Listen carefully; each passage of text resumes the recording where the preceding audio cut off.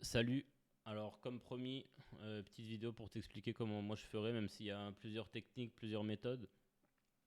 Alors là, j'ai créé un tout nouveau projet, tout vierge, qui est basé sur le first person template. Donc, tu vois, quand on on est bien le first person.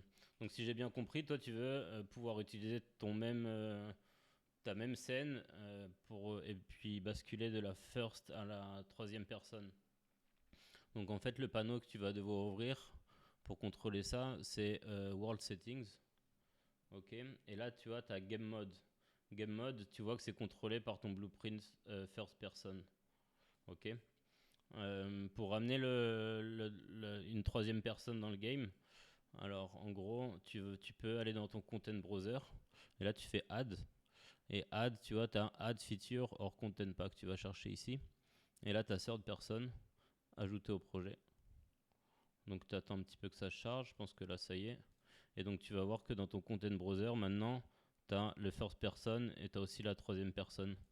Ta troisième personne, elle est contrôlée par le blueprint third person caractère.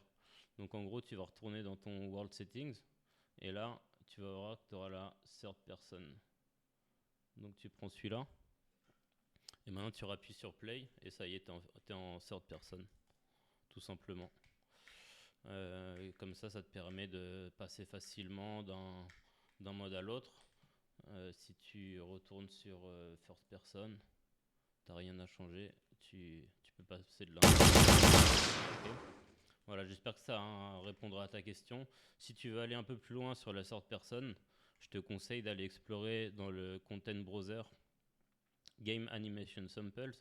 C'est une sorte de third person, mais c'est beaucoup plus poussé au niveau des animations, des interactions. Et pour là, ça va se passer exactement pareil. Donc là, ça ne te permet pas de l'ajouter à ton projet directement. Mais en gros, tu fais créer un projet, tu choisis ton emplacement, là où tu veux, ok. Et ça va te créer un dossier. Alors moi, je ne vais pas le faire maintenant parce que ça ne m'intéresse pas. Mais attends, si je te montre. Euh, Ça va te créer un projet là où tu veux.